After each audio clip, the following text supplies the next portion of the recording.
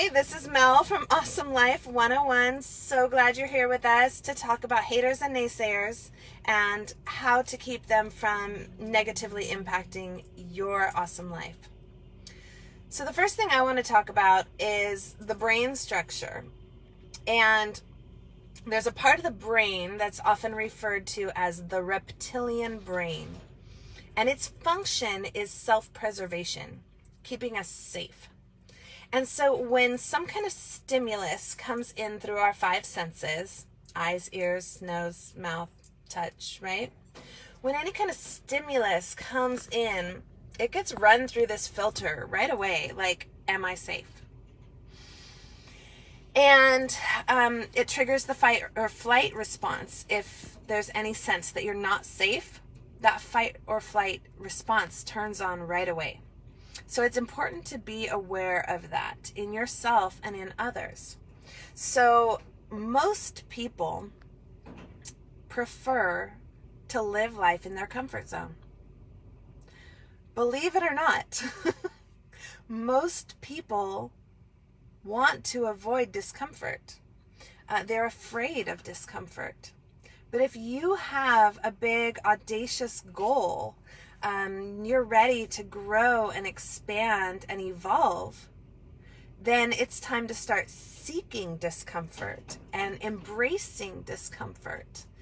And when you do this, it may feel threatening to the people who are close to you because things may change in their life that triggers their reptilian brain into fear and into fight or flight. So it's important that you understand that that can be where a lot of this hating and naysaying comes from. People can perceive your choices as an attack or a threat to their comfortable life or an attack on what choices they've made.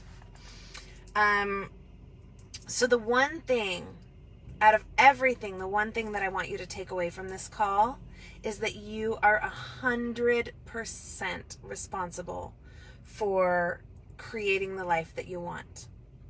And you can either create a community of people who are supporting you, or you can create this community of supporters, and you can minimize the impact of any negativity out there on you and your life. So actually next week, we're going to talk about how to enroll people into your dream and bring them on board and build a team of enthusiastic players for your goals, for your dreams. But first, today we're going to focus on how to minimize the negative impact that people can have on your awesome life. So first of all, if you can hold in your mind this image of yourself and your own vibration, and you want to create a certain positive vibration in your own body, and that's the focus. And then you want to spread that positive vibration and resonate with a community around you, the people, the friends and family that you spend the most time with. You want to have that vibration, that positive vibration in your nearest and dearest, right? And then ideally, you can spread that positive vibration into an even wider circle where more and more people are excited about what you're doing. So you want to focus, we can help you with this as well. Give us a call, schedule your one-on-one. But first of all, you want to focus on your own positive vibration. And then you want to focus on how do you create that in your circle and widen it out. And then how do you protect all of that from this negativity? With no further ado. So I have here 5 responses to negativity. I know Toby had a whole bunch more that he wanted to share with you. but I'm going to start with the 5 that I had listed here. So the first thing you can do is avoid negativity. So you can block. Sorry, my bad. Toby just messaged me. He's trying to get on. So you can block. On social media is a great example, right? You can block people and never hear from them again. You can unfollow them. So if you want to go find them, you can. But if you don't want to find them, you're not going to see anything from them anymore. You can snooze them for 30 days and then give them kind of another chance. See how their vibe is resonating with your vibe. I have some very, very good friends that I have to snooze sometimes because their vibe and my vibe are like creating something not in alignment within me. Their impact, their stimulus is ruffling my positive vibration. And so I just snooze them for 30 days. And then when they come back in, I sometimes like, hey, good to see that person again. Oh yeah, we're vibing. And then all of a sudden they say something that ruffles my vibe. I just snooze them. So that's the first thing, if you get invited, if you, tend to show up to places where there's somebody who has negativity, you don't have to accept those invitations. You are 100% responsible. You have 100% of the choice of how you respond. You don't have to spend time with anybody who's, like I said, killing your vibe, ruffling your vibe. Second thing, sometimes you end up and someone says something, and can you shake it off? Let it go. Brush it off, right? People say things all the time, and if you're going to take every single thing and work it in your mind, that's something going on with you. I'd recommend some more meditation, some more positive music, books, anything so that your vibration is a little more positive and can shake things off and let things go a little more easily. We honestly listen to that Taylor Swift song, Shake It Off, every single Monday through Friday at our house because it's part of our daughter's wake up and get ready for school routine. But it's a good reminder. Shake it off. I shake it off. I shake it off. I shake it off. Right? And then Toby often says to me, can you let it go? If I start getting irritated with something, can you let it go? And sometimes I'm like, no! But it still activates that part of my brain that, reminds me, yes, I can let it go. It just might take me another couple deep breaths, right? Sometimes I point it out. If I'm with someone that I love very much, a very dear friend, and what they're saying is coming from their place of fear or negativity or worry, I'll point that out and say, you know what? You're kind of killing my vibe. You're kind of bringing me down.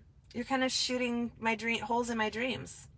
And I don't have to do that very often because usually I have done the first two pretty effectively. Avoid it or shake it off. But if this person won't let up and it's affecting me, I'll let them know.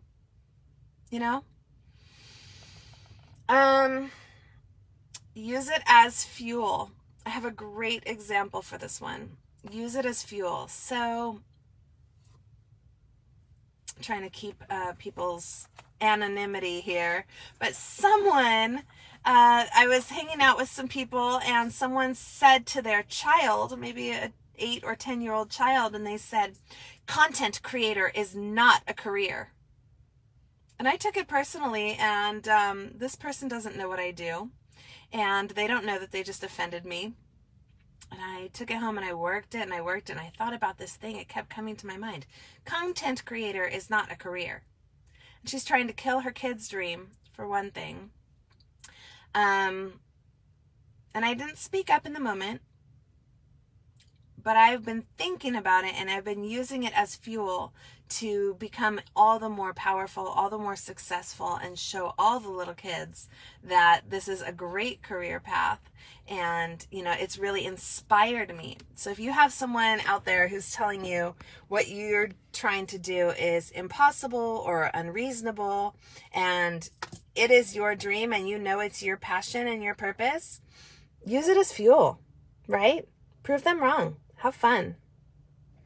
And finally on my list is Transmute It. And I have a really beautiful story about this one as well. When we first told friends and family that we were both quitting our day jobs and going to work as content creators, someone shared with me that they were worried. They were worried about what this would mean for Tovi and I and our family. And I took some time to sit with that. I thanked them for their input. And I took some time to sit with it. And I thought, this person's really, really important to me. I can't avoid them. I can't just shake off what they've said. I tried a little bit. I didn't quite point it out, although I can get back to that. I did use it as fuel. But I also transmuted it. And I ended up texting that person and saying, basically, look, you have two choices. If you believe in me and Tovi, then there's absolutely nothing to worry about. And if you don't believe in me and Tovi, then there's a lot to worry about. And that is your choice, how you choose to approach it. And that has completely changed the relationship. This person is now our biggest supporter because they realized that it's a choice to worry or to support. So we can talk more about more examples of that and how to do that next week when we talk about how to enroll people into your dream. But I did want to include it as an option when you're dealing with haters and naysayers. And so regardless of how you approach it, if you're anything like me, if you're human, probably even when you've shaken something off or let it go on the surface, you find that sometimes things keep replaying in your mind. This one about content creators, not a career, right? And it just kept replaying and replaying in my mind. And that is worth examining. If someone has said something that is affecting you, that is worth examining. Why is it affecting me? What is the message in there? What is the lesson that I'm meant to take away from this? If you're triggered, then it's something powerful. And it is worth using it in your practice. So go back to this list of 5 things. And choose one to practice, because the more that you practice these things, the easier and easier it gets and things become automatic. Just like when you learned how to drive a car, right? And it was like blinker, foot off the brake, onto the gas, like all these little micro steps. When you're learning how to shift negativity out of your life, it can feel like that. Like very mechanical and so deliberate. But the more that you practice it, the more it becomes so easy. Just like when you're driving and it doesn't take you, it's on kind of on autopilot. So that's how you want to get dealing with negativity to be. And regardless of whether you're close to that or this is all kind of new to you, I would love to work with you one-on-one for free. Tovi and I would love to talk to you more if this is a topic that you'd like, to ask questions, give examples, and we can role play or not, your choice. What would be some great ways to approach this stuff? And I'm not perfect, but I have been practicing, and I'd love to help anyone that I could serve. So with that all said, I think we're going to actually end early today because Tovi's been unable to get on. And I know he had a lot prepared, so maybe he'll go live surprise midweek because next week we're going to talk about how to enroll people into your dream. So I'm going to go because I'm getting a ton of texts, I think, about the car getting towed. I appreciate your patience. I'm sorry that I was not able to give, or that we weren't able to give ourselves fully today. I'm sorry that we aren't here together, but we do our best, and we'll make it up to you later this week. Love you lots. Thanks for being here, and I hope some stuff here was helpful. Before I go, if you want to get your notebooks ready, I'll go through those 5 steps one more time. Ready? Avoid it. Shake it off. Point it out. Use it as fuel. Transmute it. And always consider it. What's the lesson? All right. Love you. Bye.